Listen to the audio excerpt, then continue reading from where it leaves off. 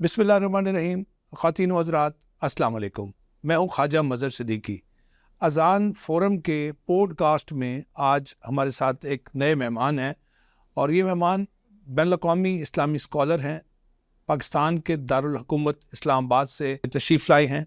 और ये हमारी खुशनसीबी है कि अज़ान के एक बड़े सेशन, अज़ीमुस्शान सेशन में नौजवानों से ख़िताब करेंगे। हमने इनसे रिक्वेस्ट की कि आप हमें कुछ वक्त दीजिए पॉडकास्ट के लिए। हमारे साथ मौजूद हैं डॉक्टर अब्दुल जब्बार बिलाल साहब और हमारे साथ शरीक गुफ्तगू होंगे हमारे साथी ज़हीर ज़ाकिर साहब। हम इस गुफ्तगू को जिस उन्वान पर आपके सामने फैलाएंगे, ये बहुत बड़ा मौजू है, बहुत बड़ा उन्वान है। आज के दौर में जब दुनिया जो है नफ्सा नफ्सी के आलम में है, हर शख्स अपने आप में गुम है, तो ऐसे में कुछ ऐसे नज़रियात हैं जो दीनदार लोगों को गुमराह कर रहे हैं। हमारे यहाँ एक बड़ा फितना या बड़ा जो है नज़रिया वो इल्हाद का है, जिसको एथीज़म कहते हैं। इस पर आपके मेरे माहौल के लोग गुमराह हो रहे हैं।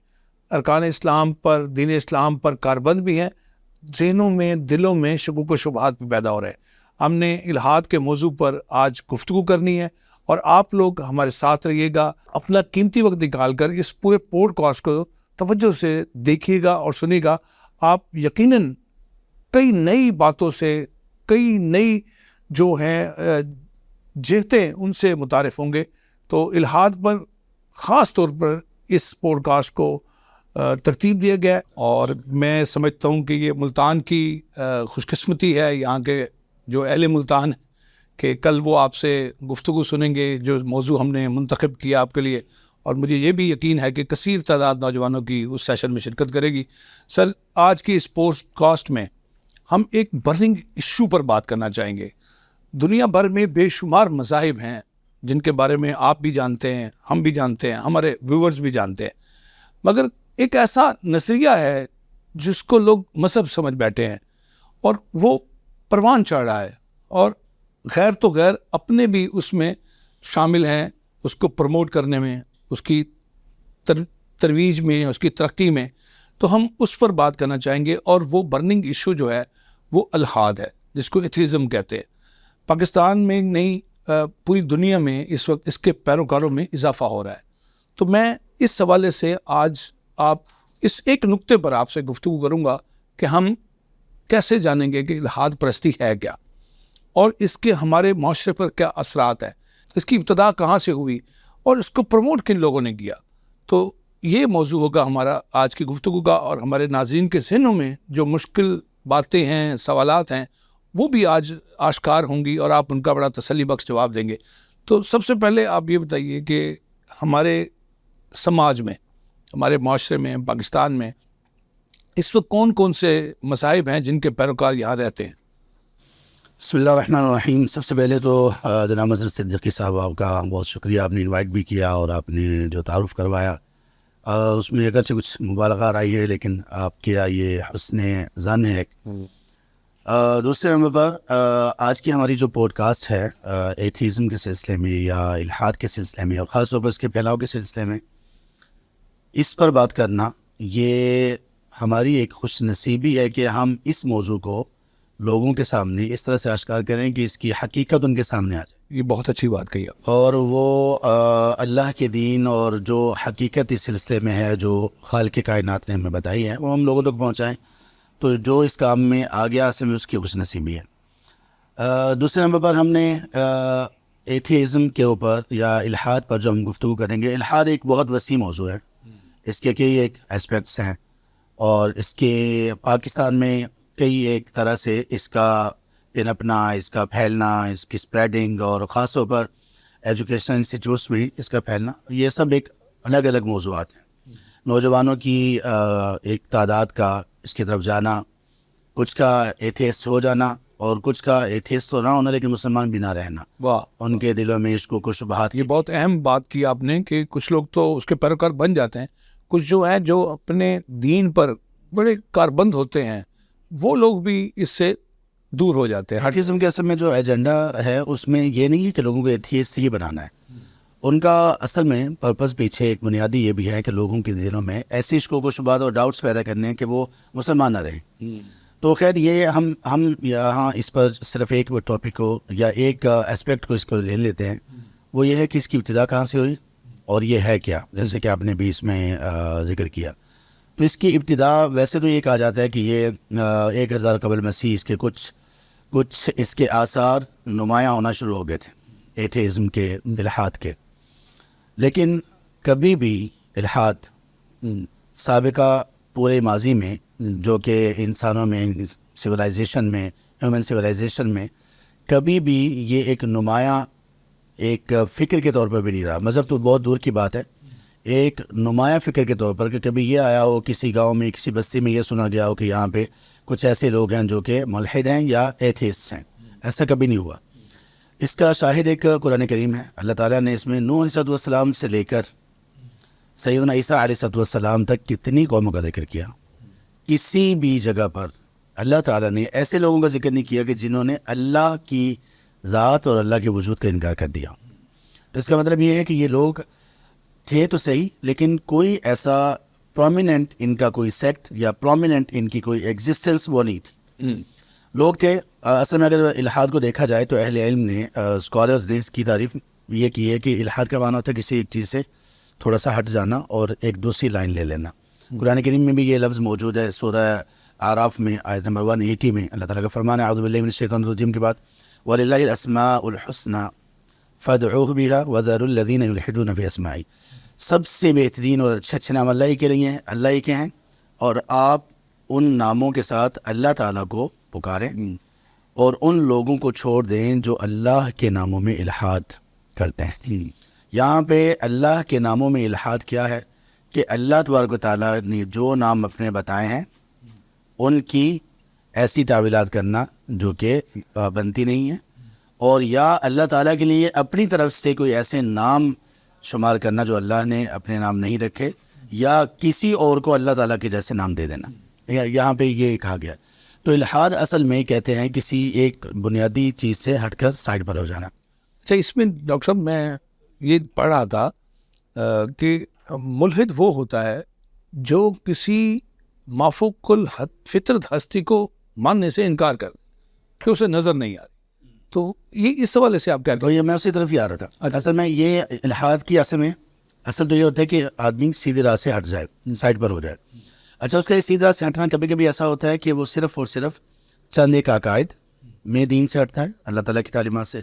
کبھی ایسا ہوتا ہے کہ وہ کچھ پریکٹیکل چیزوں میں ایسا کچھ کر لیتا ہے جو کہ اللہ کی تعلیمات کے صریحاً خلاف ہوتی ہیں. ٹھیک ہے. لیکن موجودہ دور میں ابھی جب ہم بات کر رہے ہیں تو یہاں ایتھیزم سے مراد, الحاد سے مراد یہ ہے کہ اللہ سبحانہ و تعالیٰ کی ذات کا, یا جیسے آپ کہہ رہے ہیں کہ کوئی بھی ایسی ذات ما فوق الفطرت ہو, وہ انسان کے حس سے اور انسان کی اپروچ سے باہر اور اس پوری کائنات اور یونیورس کے بالکل بیونڈ, اس سے بالکل الگ ایک ذات ہو, اس کو ماننے سے انکار کرنے والے اور سادہ لفظوں میں اللہ کی ذات کا انکار کرنے والے لوگ, ان کو ایتھیسٹ کہا جاتا ہے. تو یہ موجودہ ہمارا ٹاپک انہی لوگوں کے ارد گرد گھومے گا کہ یہ کس طرح سے یہ لوگ وجود میں آئے. اچھا, اب جیسے میں نے بتایا کہ شروع میں کچھ لوگوں نے کہا کہ یہ 1000 قبل مسیح کچھ لوگ تھے, ان لوگوں کا یہ نظریہ تھا کہ کوئی مافوق الفطرت ہستی نہیں ہے. یہ چند ایک لوگ تھے اور اس کی کوئی اتھینٹسٹی نہیں کہ واقعی عقیدہ تھا بھی کہ نہیں. اصل میں یہ سٹارٹ ہوا ہے, جو موجودہ ایتھیزم ہے وہ سٹارٹ ہوا ہے 1780 سے, یعنی 18th سینچری کے اینڈ کے سالوں میں. یہ یونان کے جو فلسفی تھے نا, انہوں نے یہ منطق گھڑی. یہ نظریہ جو ہے, میں اس کو مذہب نہیں مانتا, ایک نظریہ ہے, کیونکہ مذہب جو ہے اس کی بنیاد میں عقائد ہوتے ہیں, اس کی بنیاد پہ عبادات ہوتی ہے, اس کے کچھ اصول ہوتے ہیں. تو یہ تو میرے خیال میں نہ عقیدہ ہے, نہ اس میں کوئی عبادات ہے, نہ کوئی اصول ہے. تو یہ قدیم یونانیوں سے پڑا. اس کا بڑا جو پیروکار تھا وہ نتشے تھا. نتشے بڑا انکاری تھا اس بات سے. جی سر.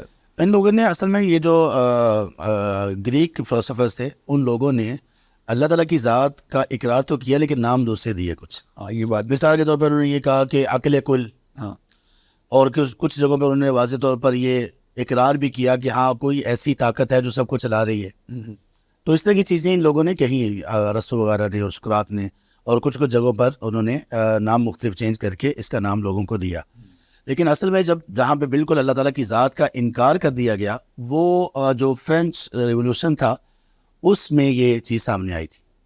اور یہ ایتھیزم جو ہے یہ اصل میں دنیا میں وجود میں آیا ایک ریئیکشن کے طور پر.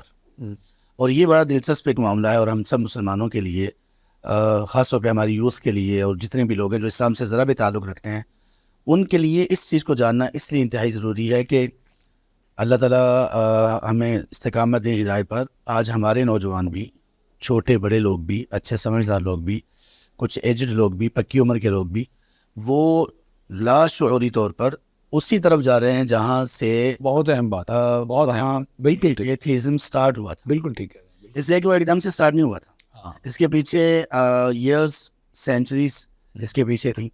اور اس کے پیچھے اصل میں یہ تھا کہ کلیسا یا چرچ ان لوگوں کے بالکل عقل کے خلاف عقائد، ان لوگوں کی وہ پریکٹسز کہ جس کو انسان اپنی سلیم فطرت کے اعتبار سے تسلیم نہیں کر سکتا تھا. نمبر 3، ان کا ہر اس ایڈوانسمنٹ کے خلاف جانا جس میں انسان اللہ تبارک تعالیٰ کی بنائی ہوئی چیزوں میں سے کچھ چیزوں کا اکتشاف کرتا ہے، جس کو ہم کہتے ہیں کہ ڈسکوریز ہوتی ہیں یا کچھ انوینشنز ہوتی ہیں، ان کے یہ لوگ خلاف تھے. اصل میں یہ ایک بنیادی وجہ تھی جہاں سے ایتھیزم وجود میں آیا. ان لوگوں نے یہ کہا، جب ان لوگوں کو بتایا گیا کہ عقیدہ یہ ہے کہ 3 اینٹیٹیز ہیں الگ الگ، اللہ سبحانہ و تعالیٰ، روح القدس اور جیزس، عیسیٰ علیہ السلام، یہ 3 ہیں لیکن یہ ایک ہیں. مسلس ہے یہ تثلیث ہے. تسلیس ہے. اچھا، ٹرینیٹی کے قائل ہو گئے. لوگوں نے اب یہ جب سوال کرنا شروع کیا کہ یہ کیسے ہے، تو ان کی زبانیں بند کروائی جاتی تھی کہ سوال کرنا صرف بے ادبی نہیں، بلکہ سوال کرنا یہ بہت بڑا جرم ہے اور اس کی آپ کو سزا ہو سکتی ہے. لوگ اس کو دبا کے جیتے رہے. اصل میں ہمارے ہاں آج بھی، یہ میں بات ذکر کروں کہ آج بھی ہمارے بہت سارے لوگ ایسے ہیں، آپ ان کو اسکالرز بھی کہہ سکتے ہیں، آپ ان کو خطیب بھی کہہ سکتے ہیں، آپ ان کو اسپیکرز بھی کہہ سکتے ہیں. جب کوئی مسلمان ایسا سوال کرتا ہے تو وہ ناراض ہو جاتے ہیں. جب کوئی ایتھیزم کے بارے میں سوال کرتا ہے، اللہ تعالیٰ کے وجود کا انکار کر دے، تو ظاہر ہے کہ ایک بندے کو ویسے تو غصہ آتا ہی ہے اور اس کے دل میں ایک افسوس ہوتا ہے. تو اب ایسے لوگوں کو جب آپ سوال کو دبائیں گے تو ان سوال کے دبنے کی وجہ سے ان کے اندر اور ڈاؤٹس پیدا ہوں گے. آپ صلی اللہ علیہ وسلم سے ایک سوال کیا گیا جو خطرناک سوال تھا. صحابہ رضی اللہ عنہ نے یہ کہا، یہ صحیح بخاری شریف میں یہ واقعہ موجود ہے. انہوں نے کہا کہ اللہ کے رسول، ہمارے دل میں کبھی کبھی ایسی سوچ آتی ہے کہ ہمارا دل یہ چاہتا ہے کہ وہ سوچ ہم زبان پر لائیں، اس سے بہتر ہے کہ ہم جل کر کوئلہ ہو جائیں. سبحان اللہ. اچھا، آپ صلی اللہ علیہ وسلم نے جواب میں یہ فرمایا کہ یہ تو صریح ایمان ہے. یعنی ایک چیز جس کو آپ سمجھ رہے ہیں کہ یہ میرے عقیدے کے اعتبار سے، ایمان کے اعتبار سے نقصان دہ ہے، اور آپ کو اس سے اتنی نفرت ہے کہ آپ کہہ رہے ہیں کہ مجھے آگ میں جل کر کوئلہ ہونا پسند ہے لیکن میں اس کو پسند نہیں کرتا ہوں. اور وہ سوچ کیا تھی؟ سوچ یہ تھی، ایک دوسری حدیث میں آپ صلی اللہ علیہ وسلم نے فرمایا کہ شیطان انسان کے پاس آتا ہے اور اس میں ڈاؤٹس پیدا کرتا ہے. اصل میں ایتھیزم جو ہے نا، اس کی بنیاد بھی پورا ایک شیطانی وہ ہے. ایتھیسٹ لوگ ویسے لوگ یہ کہتے ہیں ہمارا کوئی مذہب یا کوئی ہمارا وہ ریلیجن نہیں ہے، لیکن یہ لوگ بڑے بڑے آج بھی دنیا میں جو ایتھیسٹ ہیں وہ شیطان کے پجاری ہیں. باقاعدہ شیطان کی پوجا کی جاتی ہے ایتھیسٹ لوگوں میں. تو شیطان آگے یہ کہتا ہے کہ فلاں چیز کو کس نے پیدا کیا؟ انسان کے ذہن میں خود ہی جواب بھی دیتا ہے کہ اللہ تعالیٰ نے پیدا کیا. آسمانوں کو کس نے پیدا کیا؟ اللہ تعالیٰ نے. زمینوں کو کس نے پیدا کیا؟ اللہ تعالیٰ نے. Who created God؟ بس یہاں پر آ کر انسان کہتا ہے کہ ہاں یار، جب سب چیزیں ہی کسی نہ کسی نے پیدا کی ہیں تو اللہ تعالیٰ کو بھی کسی نے پیدا کیا ہوگا. آپ صلی اللہ علیہ وسلم نے یہاں پر کہا کہ یہاں پر انسان رک جائے، اعوذ باللہ من الشیطان الرجیم پڑھے اور آگے سوچنا چھوڑ دیں. اچھا، جب تک یہ حکم تھا اس پر عمل ہوتا رہا، کبھی مسلمانوں میں یہ سوال ہی پیدا نہیں ہوا کہ اللہ تعالیٰ کو کس نے پیدا کیا. لیکن اب جب لوگوں نے مزید اس پہ سوچنا شروع کر دیا، ایک ایسی چیز کے بارے میں جو ہماری عقل سے بیونڈ ہے، وہاں تک کوئی ہمارا سورس نہیں، نہ کوئی نالج کا سورس، نہ کسی کے تعارف کا، نہ واقفیت کا سورس، کوئی ایسا سورس نہیں. مثال کے طور پہ میں یہاں پہ جو لوگ موجود ہیں میں ان سے پوچھتا ہوں، آپ مجھے یہ بتائیں کہ فلاں تھر کے علاقے میں، صحرا میں، اتنے 100 کلومیٹر دور جا کر ایک کنواں ہے، اس کے بارے میں آپ کیا جانتے ہیں؟ ان کا کوئی سورس وہاں پہ نہیں ہے، کوئی بندہ نہیں ہے اس اسٹوڈیو کا، انویسٹ اسٹوڈیو، ان کا کوئی بندہ وہاں پہ نہیں ہے، کوئی رپورٹر وہاں پہ نہیں ہے، کوئی کیمرہ وہاں پہ نہیں لگا ہوا. اگر یہ بات کریں گے تو کوئی بھی بندہ ان کو سینسیبل نہیں کہے گا. یار آپ کا کوئی سورس ہی نہیں ہے، آپ کیسے بات کر رہے ہو؟ اللہ سبحانہ و تعالیٰ کے بارے میں سورس صرف ایک چیز ہے، وہ ہے وحی، جو اللہ تعالیٰ نے نازل کی. تو جب وہ اللہ تبارک و تعالیٰ وحی کے ذریعے سے بتاتے ہیں، جتنا اللہ تعالیٰ نے بتایا ہمارا اس پر ایمان ہے. اس سے آگے کوئی سورس ہمارا چونکہ نہیں ہے، اس لیے ہم اسی پر ایمان لا کے خاموش ہمیں ہو جانا چاہیے. تو جب تک مسلمان اس بات پر خاموش تھے اور اپنی عقائد اور اس پر تھے تو تب تک ان میں ایسے کوئی بھی عقائد جنم نہیں لیے. اچھا ڈاکٹر صاحب، ایک بات میرے ذہن میں آ رہی ہے، میں آپ سے پوچھنا چاہتا ہوں کہ ہماری ملک کی آبادی جو ہے وہ 30 کروڑ کے قریب ہے. ہمارے ہاں ایسے لوگوں کی تعداد کتنی ہوگی جو اللہ کے وجود کو ماننے سے انکاری ہے؟ اچھا، میں نے جن لوگوں کو اس حوالے سے دیکھا ہے وہ زیادہ پڑھے لکھے لوگ ہیں، بڑے بڑے مسند پر موجود ہیں اور بڑی بڑی یونیورسٹیوں میں تعلیم و تدریس کے شعبے سے وابستہ ہے. وہ بچوں کے ذہنوں میں، نوجوانوں کے ذہنوں میں، جس کی کچی عمر ہے، جو ابھی سیکھ رہا ہے، وہ کوئی ٹیکنیکل ایجوکیشن لینے گیا ہے، وہ سائنس کے بارے میں جاننا چاہتا ہے، وہ ٹیکنالوجی کے بارے میں جانتا ہے، تو اس کو الجھا کر اس طرف لگا دیا جاتا ہے. وہ جیسے ابھی آپ نے بہت اہم نقطہ بیان کیا، وہ ایتھیسٹ بھی نہیں ہوتا تو وہ دین سے بھی چلا جاتا ہے. اس کے گھر میں ایک پرورش ہوئی، تربیت ہوئی، اس کو اللہ کا بتایا گیا، اس کا تعارف کروایا گیا، اس کو فرشتوں کے بارے میں بتایا گیا، اس کو ملائکہ کے بارے بعد انبیاء کے بارے میں بتایا گیا، آسمانی کتب کے بارے میں، آخرت میں یقین بتایا گیا. وہ جب یہ کہتا یار یہ میرے والدین نے میرے ساتھ زیادتی کی، یا میری مسجد کے مولوی نے زیادتی کی، یا میرے مدرسے کے قاری نے زیادتی کی، یہ تو ساری باتوں سے انکار کر رہا ہے. تو ایسے بچوں کو کون لیڈ کرے گا، رہنمائی کرے گا، بتائے گا؟ یہ سراسر بے بنیاد مفروضے ہے، یہ وہ نظریات ہے. تو اس حوالے سے ظہیر ذاکر صاحب ہمارے درمیان موجود ہے، وہ کو ہوسٹ ہے اور اس گفتگو کریں گے. آپ بھی کوئی بات مجھے یہ جو انہوں نے سوال کیا اسی سے ریلیٹ میرا بھی ایک سوال ہے. وہ یہ سوال یہ ہے کہ اگر ابھی جو جس طرح سے ایتھیزم کو دیکھا جائے اور وہ جس طرح پھیل رہا ہے اور زیادہ تر دیکھا جائے تو ہمارے یوتھ میں پھیل رہا ہے، جی ہم تو اس میں آپ کیسے دیکھتے ہیں؟ کیونکہ آپ تو یونیورسٹی سے بھی تعلق رہا ہے آپ کا، تو جو ماڈرن ہماری ایجوکیشن سسٹم ہے، جو ہماری ماڈرن یونیورسٹیز ہیں، جو بڑی بڑی یونیورسٹیز ہیں، لمس کا نام لے لیا جائے، آئی بی اے یونیورسٹیز کا نام لے لیا جائے، باقی اور بہت ساری بڑی بڑی یونیورسٹیز ہیں، وہاں سے بچے نکل کے آ رہے ہیں جو جن کے دماغوں میں ڈاؤٹس ہیں اور وہ باقاعدہ وہاں پہ نرشمنٹ ہوئی ہوتی ہے وہاں پر. تو آپ اس کو کیسے دیکھتے ہیں کہ ماڈرن ایجوکیشن ہمارا کیسے سپورٹ کر رہا ہے ایتھیزم کو اور وہ کس طرح لے کے چل رہا ہے؟ ظاہر بھائی، اس سے میں پہلے نا کچھ چیزیں ہمیں اس سلسلے میں کچھ اسٹیٹس ہمیں نا ذہن میں رکھنے چاہیے. اصل میں ہائپ زیادہ کریٹ کی گئی ہے، اور اس میں جو اگر ہم اس کے فگر آؤٹ کر رہے ہیں کہ یہ کتنے لوگ ہوں گے جو پاکستان میں جو ایتھیسٹ ہیں، تو ایسے ایتھیسٹ جو واقعی ہی کلی طور پر اللہ تعالیٰ کے وجود کا انکار کرتے ہیں، یہ تو چند ایک ہیں. لیکن دوسری چیز یہ ہے کہ ان لوگوں نے جو کام کیا، خاص طور پر اب یہاں پہ یہ بتانا بھی بہت ضروری ہے اپنی آڈینس کو بھی، اور خاص طور پہ ہم میں سے کوئی ایک شخص جو یہاں پہ جو موجود لوگ ہیں یا جو ہمیں سن رہے ہیں، آپ، میں، صدیقی صاحب، ہم میں سے کوئی ایسا شخص نہیں ہے جو یہ کہے کہ میں نے اپنے بچوں کو اسکول میں نہیں پڑھانا، میں نے کالج میں نہیں جانے دینا، میں نے یونیورسٹی میں نہیں جانے دینا. نمبر ایک. نمبر دو، ہم میں سے کوئی ایسا شخص نہیں ہے جس کے ذہن میں یہ سوچ بھی آ سکتی ہو کہ ان ایجوکیشنل انسٹیٹیوٹس میں، ان تعلیمی اداروں میں جا کر میرا بچہ، اللہ کے سامنے جھکنے والوں کا بچہ، نماز پڑھنے والوں کا بچہ، رمضان کے روزے رکھنے والے ان لوگوں کا بچہ اور بچی جا کر اللہ کی ذات کا انکار کرتے ہیں. لیکن یہ ہو رہا ہے. فاسٹ یونیورسٹی میں پڑھاتے ہوئے وہاں پہ جیسے صدیقی صاحب نے کہا، بہت سارے لوگ ایسے بھی ہیں جو ایک بڑی مسند پر براجمان ہیں، اور بدقسمتی سے وہ باقاعدہ طور پر ان کا ایجنڈا اور ان کا مشن، اور اگر تھوڑی سی تحقیقات کروائی جائیں تو یہ واقعی فورن فنڈڈ یہ لوگ ہیں، یہ باقاعدہ طور پر اس کو پھیلا رہے تھے. ایک منظم گروہ ہے سر، منظم گروہ ہے. جی اچھا ڈاکٹر صاحب، اس میں تھوڑا سا آپ کو بتا دوں کہ میرے ایک جاننے والے ہیں جن کے بارے میں مجھے واضح معلوم ہے کہ وہ ایتھیسٹ ہیں، ان کے عقائد نظریات بہت غلط ہیں. تو ان کی شادی کا دعوت نامہ ملا، ان کے والد صاحب جو کٹر مذہبی ہیں مجھے دعوت نامہ دیا. تو میں شادی پہ چلا گیا تو میں نے ان سے پوچھا ڈاکٹر صاحب سے کہ آپ کو پتا ہے کہ بچے کے نظریات کیا ہیں؟ وہی کی کریے، مجبوری ہے، کی کہہ سکتے ہیں، وہ ذاتی زندگی ہے، وہ آزاد ہے، وہ نظریات اختیار کیتے کھڑا ہے، اسی کی کر سکتے ہیں. تو میں نے کہا پھر اس کا نکاح تو نہ پڑھوائیں نا، وہ بچی کی زندگی تو برباد نہ کرے نا. اب لڑکے کا نام محمد علی ہے سر، نام دیکھیں کتنا خوبصورت نام ہے، محمد بھی اور علی بھی. تو میں جب اس کے پاس گیا، مجھے انہوں نے اسٹیج پہ بٹھا دیا، تو میں نے اس کے کان میں کہا، میں نے کہا یہ کیا کر رہا ہے تو؟ کہ یہ مجبوری ہے.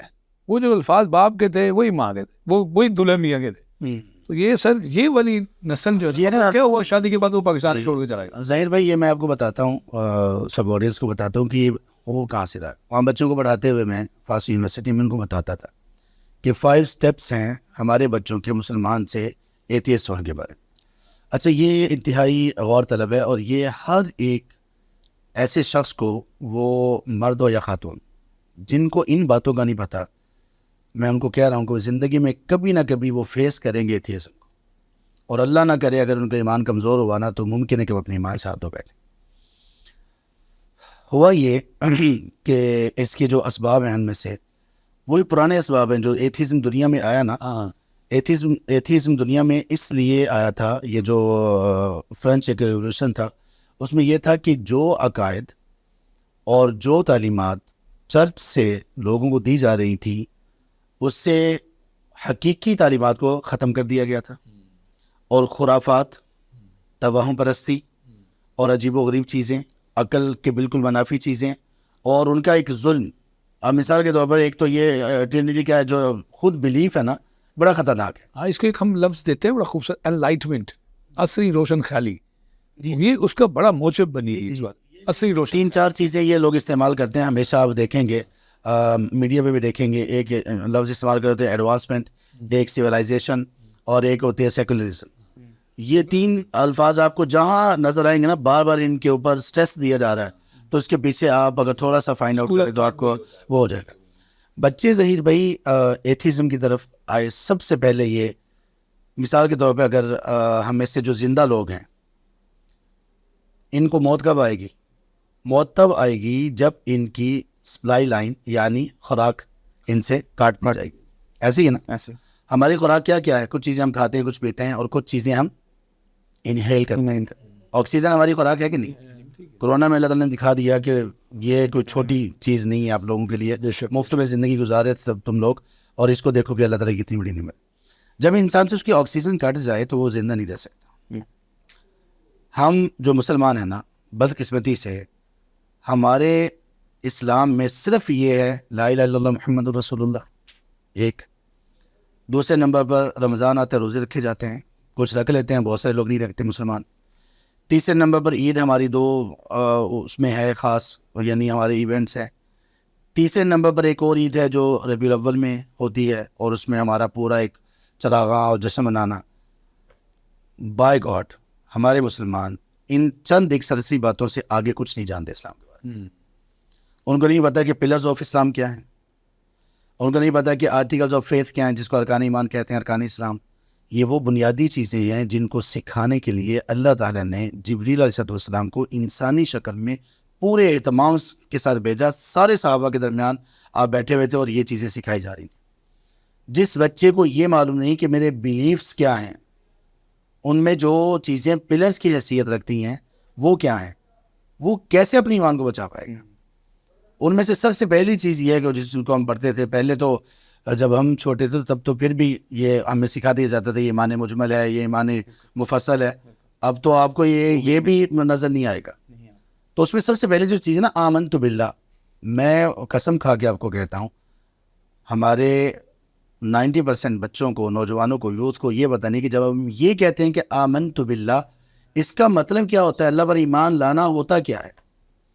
اللہ تعالیٰ پر ایمان لانے کے سلسلے میں اللہ تعالیٰ نے قرآن کریم میں اور نبی مکرم صلی اللہ علیہ وسلم نے 4 چیزوں کی تعلیمات ہمیں دی ہے۔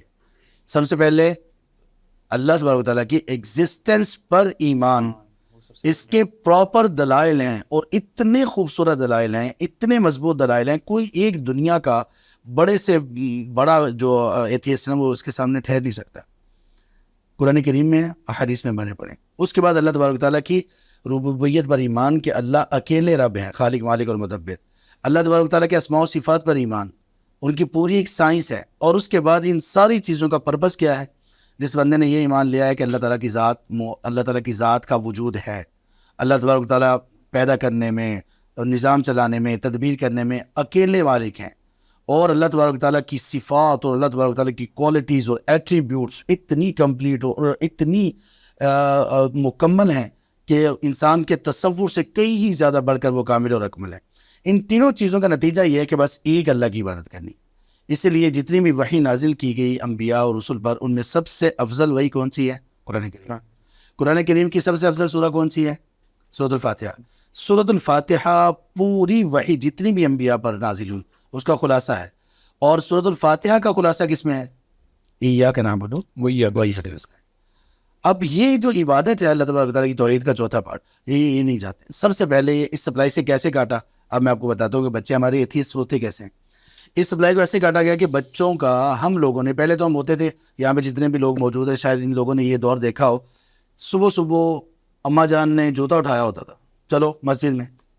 کس لیے جانا ہے؟ سپارہ پڑھنے کے لیے. اب تو جناب صبح بچوں کا وہ ہے ہی، شام کو کچھ بچے چلے جاتے ہیں، کچھ نہیں جاتے. اچھا، ہمارے یہاں سب سے پہلے بچوں کو اس اسلامک ایجوکیشن سے دور کیا گیا، اسلامی تعلیمات کو کمزور کیا گیا، اور ہر وہ راستہ جس کے ذریعے سے بچوں کے ذہن میں، بچوں کے دل میں اسلام کی ٹیچنگز، میں ٹیچنگز کی بات کر رہا ہوں. دیکھیں ہمارے ہاں اسلام کے بارے میں جتنی باتیں ہیں سب سنی سنائی. میں نے اپنے والدین کو اسلام کی جو پریکٹس کرتے دیکھا میں اس پر ہوں. اگر مجھ سے پوچھ لیا جائے کہ بھائی یہ اور اس کی دلیل اور اس کا کیا ثبوت ہے، یہ آپ پریکٹس کر رہے ہو، کہاں سے آپ نے لی، میرے پاس اس کے سوا کوئی جواب نہیں ہے کہ میں نے اپنے والدین کو دیکھا. یہ اچھی بات ہے، والدین کو دیکھ کر ہم بہت ساری چیزیں سیکھتے ہیں، لیکن یہ اللہ کا جو دین ہے نا، یہ آیات بینات بہت ہی زیادہ واضح نشانیاں ہیں. کبھی اس کو برہان کہا گیا، کبھی اس کو فرقان کہا گیا. یہ اتنے ہیوی ویٹ یہ نام ہے نا، ہم تو تصور نہیں کر سکتے. دنیا میں کون کہہ سکتا ہے کہ میں پرفیکٹ ہوں؟ دنیا میں کون اپنے کام کو کہہ سکتا ہے کہ میرا کام پرفیکشن والا ہے؟ ایک شخص کام کرتا ہے، دوسرا اس سے بڑھ کر بہترین آتا ہے. ایک چیز اللہ تعالیٰ نے پرفیکٹ بنائی ہے، الیوم اکملت لکم دینکم واتممت علیکم نعمتی، کہ میں نے دین کو مکمل کر دیا. اس دین سے کیسے؟ بچپن سے ختم کر دیا گیا. اسکول میں برائے نام ہے اسلامک اسٹڈیز، اور اللہ رحم کرے پڑھانے والے اکثر لوگ ان کو خود پتہ نہیں کہ اسلام کیا ہوتا ہے. ان کو قرآن تک نہیں پڑھنا تھا. بہت سارے لوگوں کو، میں ٹیچرز ہمارے بڑے ہی انتہائی معزز اور محترم ہمارے ٹیچرز ہیں، سب کا احترام ہے، لیکن اسلام کو سکھانے والے، جیسے ایک بندے نے ایک پی ایچ ڈی کر رکھی ہے، آپ اس سے کیمسٹری پڑھا رہے ہیں، ایک بندے نے فزکس میں پی ایچ ڈی کر رکھی ہے. سبحان اللہ یار، اسلام پڑھانے والے آپ نے بلا سوچے سمجھے یہاں سے پکڑ لیا، وہاں سے پکڑ لیا، اس کو خود پتہ نہیں ہے. جس بندے کو عربی نہ آتی ہو وہ کیسے اسکالر کیسے ہو سکتا ہے؟ وہ اسلامک اسٹڈیز پڑھانے کے قابل کیسے ہو سکتا ہے؟ اس کو تو کچھ پتہ نہیں ہے. دو چیزیں ہوگی. تیسری چیز یہ کہ ہمیں مسجد سے دور کیا گیا. اب دیکھیں مساجد میں تعداد کیا ہے، یہاں سے بھی ہمیں تعلیم ملنے کا نا اللہ تعالیٰ کی طرف سے، اس سے ہمیں دور کیا گیا. چوتھی چیز یہ کہ ہمیں باقاعدہ طور پر کچھ لوگوں کی ہمارے اندر نفرت پیدا کی گئی. ان میں سے ایک نام ہے مولوی، ملا، اور اس طرح کے کچھ نام. ہم میں سے جتنے بھی لوگ ہیں نا، انٹینشنلی یا ان انٹینشنلی، وہ مولوی کے خلاف ہوں گے. اشفاق کا مذہب، اللہ تعالیٰ کا بھلا کرے. وہ ایک جگہ پہ لکھتے ہیں کہ جب ہمیں اسلام کی کسی تعلیم سے مسئلہ ہوتا ہے نا، تو ہم چونکہ اسلام کے بارے میں تو بات کر نہیں سکتے، ہم مولوی کو رگڑ رہے ہیں. جہاں لوگ مولوی کو رگڑ رہے ہوں گے وہاں اس کے پیچھے کوئی اسلام کی تعلیم کو رگڑ رہے ہوں گے. اتنا گیپ پیدا کر دیا گیا. ابھی ہمارے ہاں یہ لگتا ہے کہ یونیورسٹیز یہ ایک الگ دنیا ہے، مسجد اور مدرسہ بالکل الگ دنیا ہے. واللہ یہی وہ دور تھا جب ایتھیزم دنیا میں سٹارٹ ہوا. یہ جو ماڈرن ایتھیزم ہے یہ یہی تھا. یہ چرچ ہے اور یہ سیکولرزم ہے. چرچ والے لوگ الگ ہیں، وہ چرچ میں ہی رہیں گے، ان کا دنیا کا کوئی کام نہیں، اور یہ والے لوگ الگ ہیں.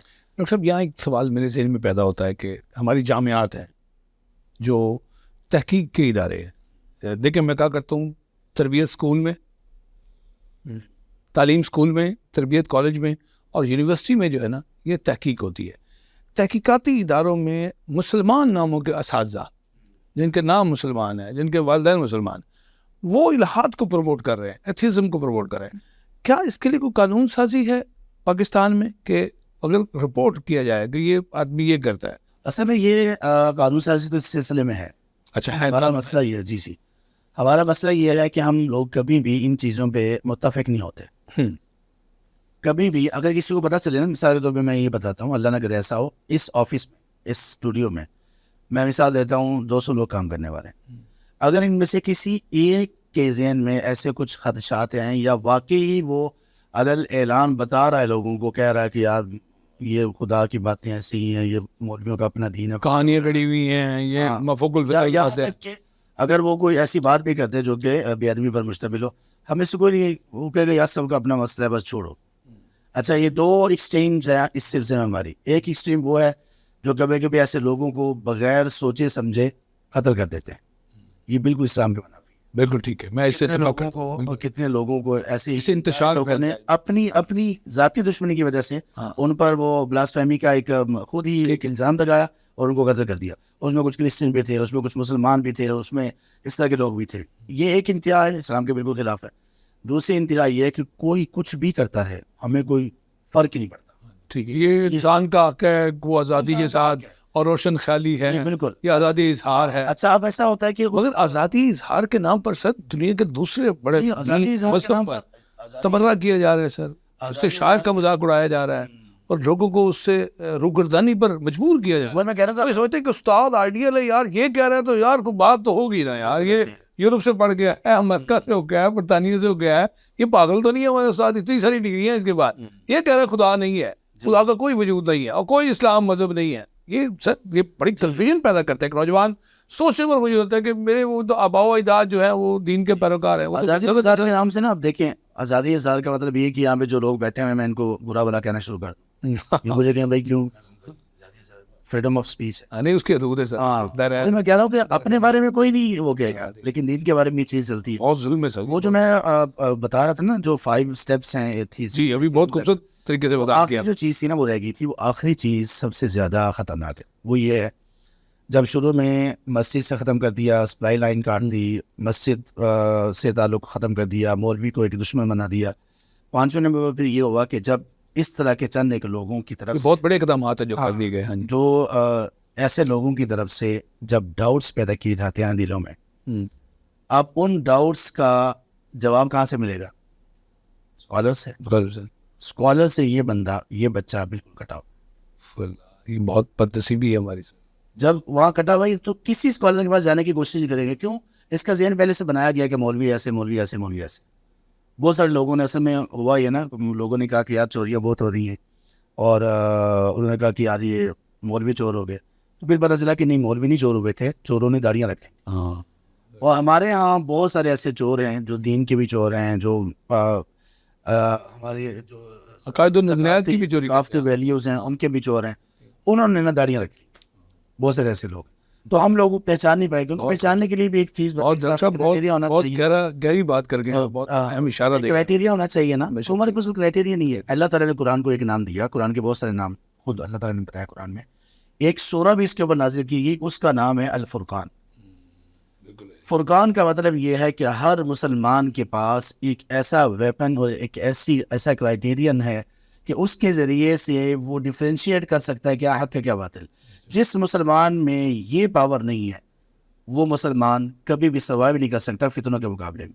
اب جب ہمارے مسلمان بچوں کے ذہنوں میں ڈاؤٹس پیدا کی, مثال میں دیتا ہوں ایک, ہماری اسی یونیورسٹی میں برملا کہتا ہوں, یہ آن ایئر بھی جائے گا انشاءاللہ, تو اللہ کرے کہ یہ پہنچے ایسی مینجمنٹ تک, یونیورسٹیز کے جو مینجمنٹ ہے ان کو میں یہ کہتا ہوں کہ آپ دیکھیں تو صحیح کہ آپ مسلمان ملک میں ہیں جو اسلام کے نام پر, لا الہ الا اللہ کے نام پر حاضر کیا گیا, تو کم از کم ایسے لوگوں کو اپنی یونیورسٹیز میں آپ جگہ کیوں دیتے ہیں؟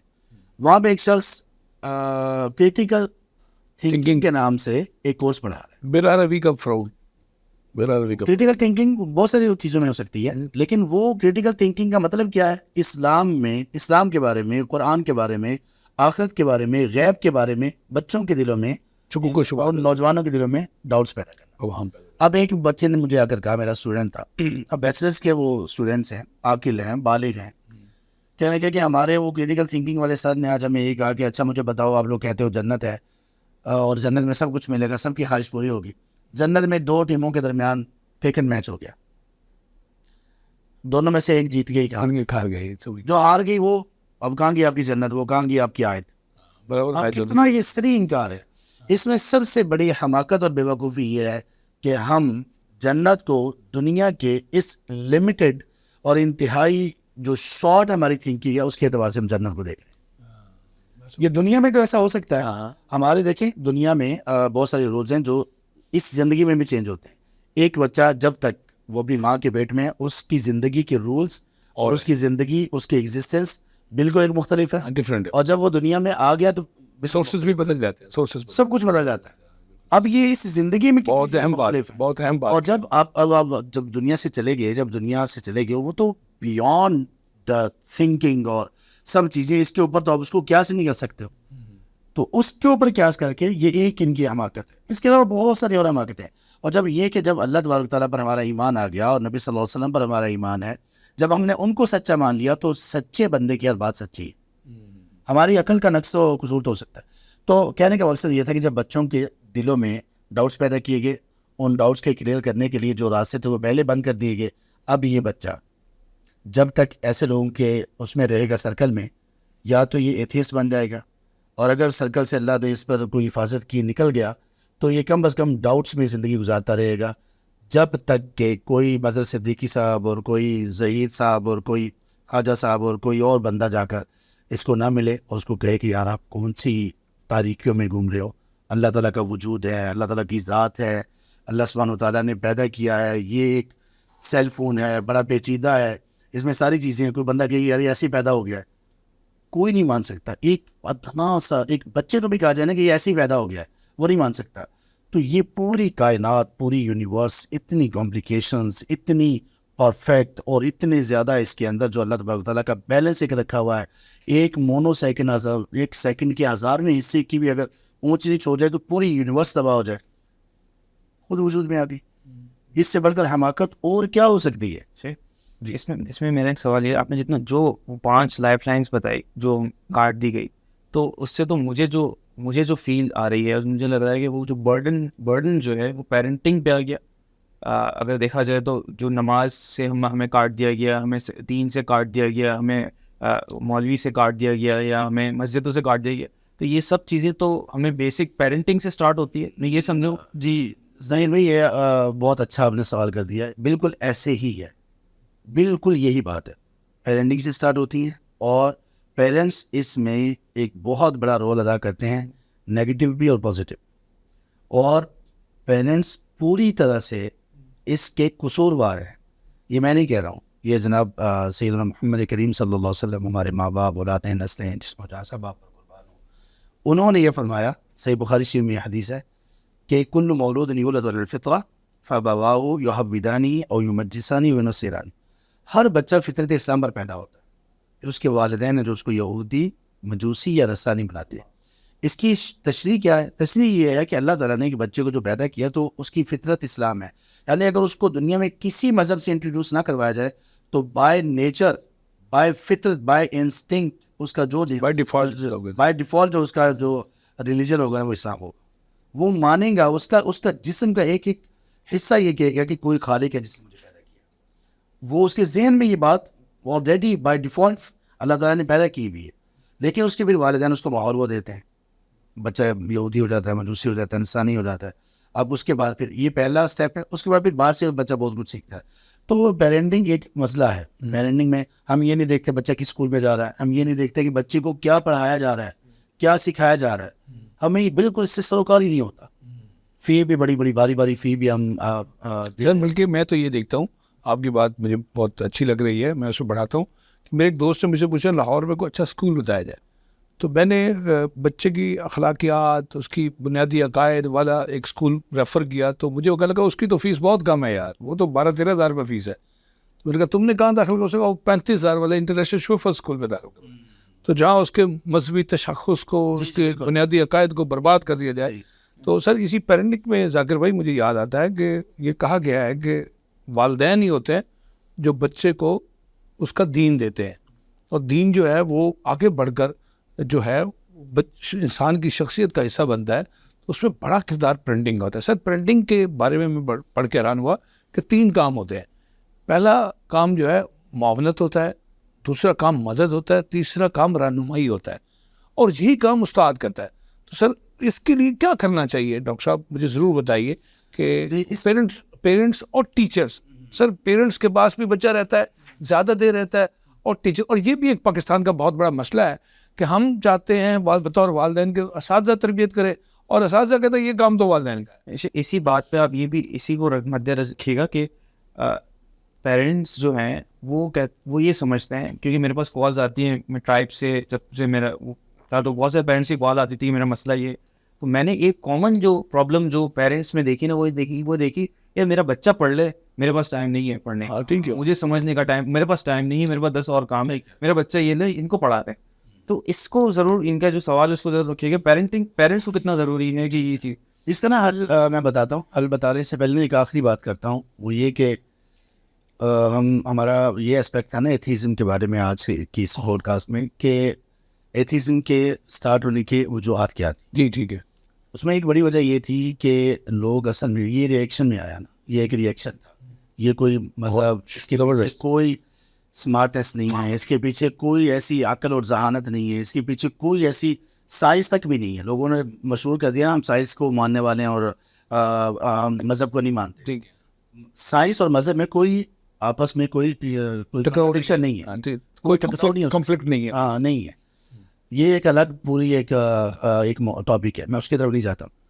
لوگوں نے جب یہ دیکھا کہ جو ہمیں ریلیجیس لوگوں سے ایجوکیشن اور ٹیچنگس ہمارے تک پہنچ رہی ہیں, اس میں بنیادی چیز بلیفس ہیں, اور بلیفس ایسے ہیں کہ بالکل ہی ان لوگوں کا اللہ کے وجود کے بارے میں بلیف سب سے پہلے انسانی عقل میں نہ آنے والا, ٹھیک ہے, جو تثلیث ہے اور جو ٹرینٹی ہے. زبردست. دوسرے نمبر پر ان کے ہاں گویا کہ خدا کا درجہ حاصل تھا چرچ کے لوگوں کو, ان کے جو پریسٹ تھے, ان کے جو پادری تھے, یہاں تک کہ آدمی ڈائریکٹ اللہ تعالیٰ سے مخاطب نہیں ہو سکتا تھا. ان کے پاس آئے گا, ان کو ریکویسٹ کرے گا, اور یہ آگے اللہ کو ریکویسٹ کرے گا. ہاں ٹھیک. ڈائریکٹ رسائی دی تھی. تیسرے نمبر پر ان کو اختیار تھا کہ یہ اپنے پاس آنے والے لوگوں کے گناہ معاف کرتے, پیسے دو, مجھ سے یہ گناہ ہوا, یہ گناہ کفارہ ادا کرو, جو کنفیشن پادری کے سامنے جا کے کرتے ہیں یہ. اس کے بعد پھر ان کا ظلم یہ تھا کہ ان لوگوں نے کہا تھا کہ ہر بندے کے مال میں اتنا حصہ چرچ کے لیے, فقراء مساکین کے لیے نہیں, چرچ کے لیے, چرچ کے لیے. اچھا وہ لوگ لینڈ لارڈ بنتے چلے گئے. پھر لوگوں نے جو ظالم حکمران آئے ان کا ساتھ دیا. پھر یہ لوگوں کی پریکٹسز ایسی تھی کہ جس نے کرسچن ہونا ہے اس کو بیپٹائز کیا جائے گا, اور اس میں اس کا لباس وہ اتارتا تھا, لڑکا ہو یا لڑکی ہو, پانی میں اس کو داخل کیا جاتا, غوطے دیے جاتے, اسنان کیا جاتا. ہاں اسی طرح سے پھر وہ ایک ایسٹر کے موقع پر وہ جو کھانا ان میں سرو ہوتا وہ فلیش اور وہ اس طرح کا چیز تھی, اور وہ اس کو اس طرح سے کھاتے تھے کہ یہ جو خون ہے یہ جیسس کا ہے اور یہ فلاں کا ہے. یعنی اتنی بےہودگی. اور پھر ایک جو انسان ہے عیسیٰ علیہ السلام, ان کو اب وہ قرار دینے ہیں خدا. لوگ یہ سمجھنے ہم میں کاسے تھے کہ ایک جس نے ایک اپنی ماں کے پیٹ سے جنم لیا, خدا کیسے ہو سکتا ہے؟ دنیا میں کس راستے سے جو ایک انسان آ رہا ہے اور اس کا مقام و مرتبہ جتنا بھی بڑا ہو, خدا کیسے ہو سکتا ہے؟ وہ تو خود پیدا ہوا ہے, عدم سے وجود میں آیا وہ. تو اس طرح کی جو چیزیں تھیں ان سے وہ لوگ متنفر ہوئے.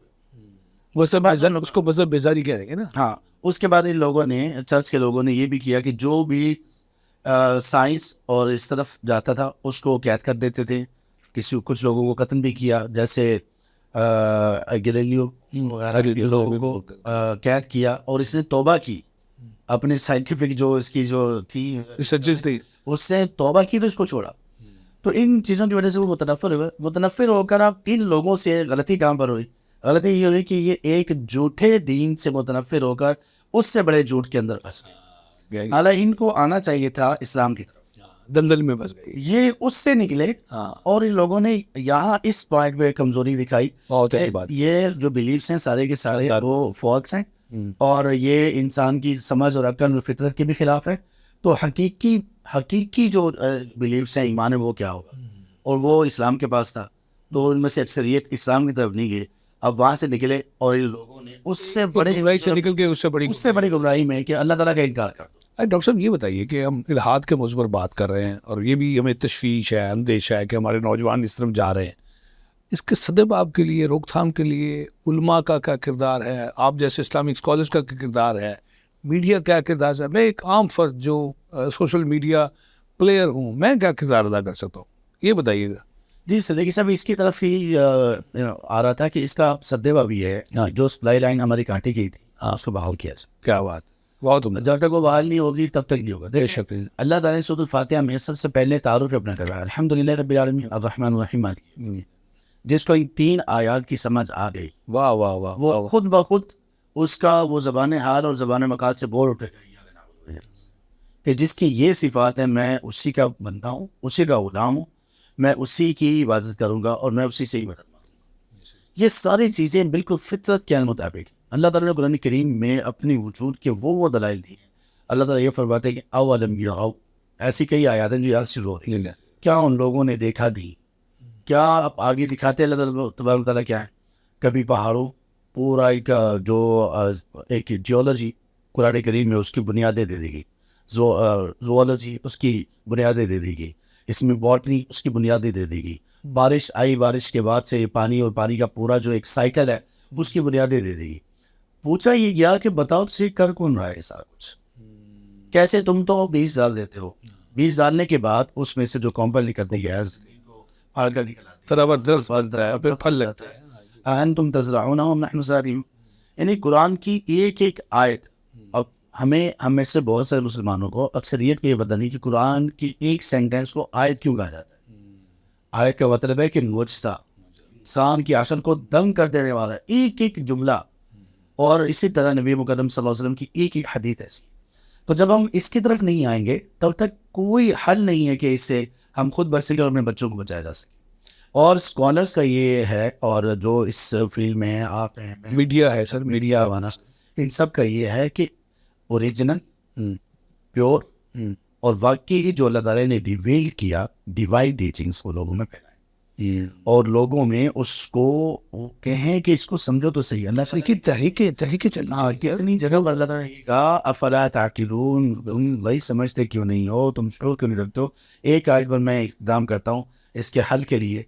اللہ تعالیٰ نے فرمایا سورۃ الانبیاء، یہ قرآن کریم سورۃ المؤمنون ہے.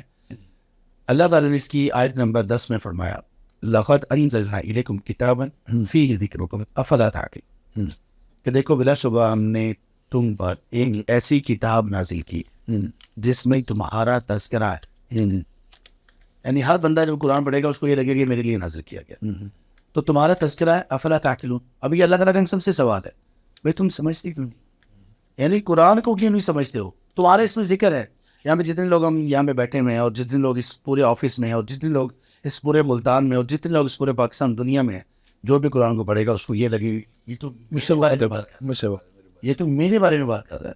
اللہ تعالیٰ نے بھی یہی فرمایا لقد انزلنا الیکم کتابا فیہ ذکرکم، کہ تم اس میں تمہیں مینشن کیا گیا ہے، اس میں تمہارا تذکرہ موجود ہے. وہ تذکرہ کس طرح سے ہے؟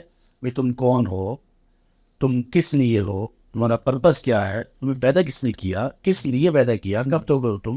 تو یہ تمام وہ چیزیں جو بندے کو ایک قسم سے بہت آسانی سے. ایک سوال ذہن میں یہ بھی ابھرتا ہے کہ آج کا نوجوان اگر تعلیم یافتہ نوجوان خدا کے تصور پر کوئی سوال اٹھاتا ہے تو کیا یہ سوال اٹھانا گناہ کے زمرے میں آتا ہے، یا وہ کچھ اس کو ہم کوئی اور نام دے سکتے ہیں؟ صدیقی صاحب دیکھیے، یہ جو سوال اٹھانا ہے نا، اصل میں ہمارے اب جو جس دور سے ہم گزر رہے ہیں نا، اس میں بچوں کے ذہنوں میں، نوجوانوں کے ذہنوں میں، جیسے میں نے پوری تفصیل بتائی، ڈاؤٹس ہیں.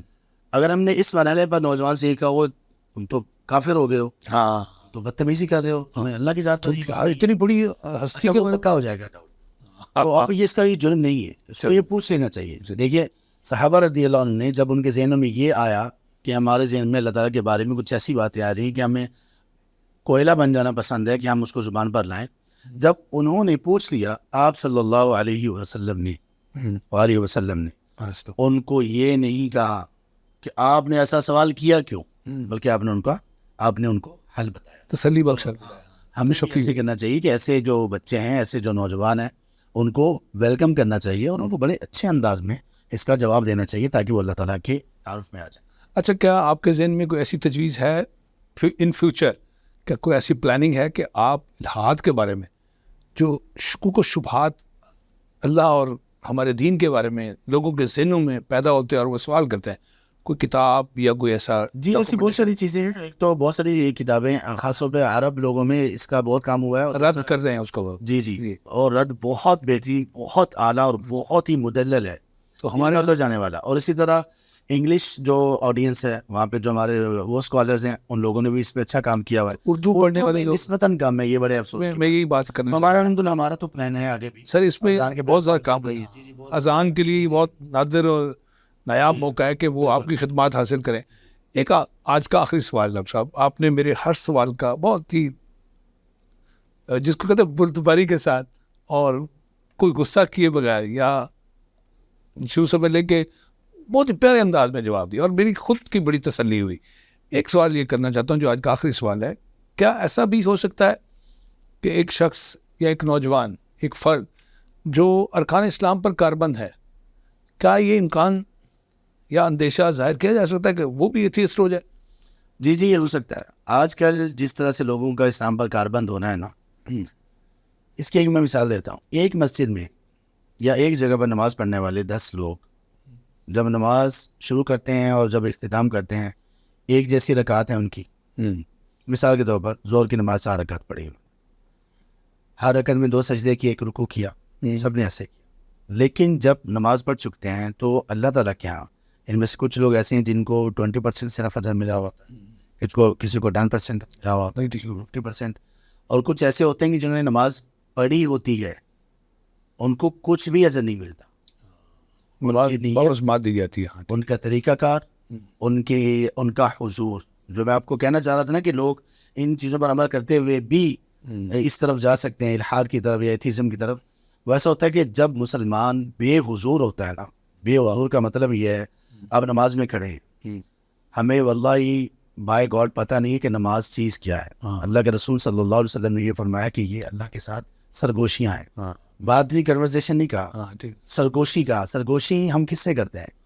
جو ہمارا بڑا قریبی, بڑا اعتماد والا, بڑا ہی محبت کرنے والا, وہ اللہ کے ساتھ یہ محبت کے کنیکشن ہے.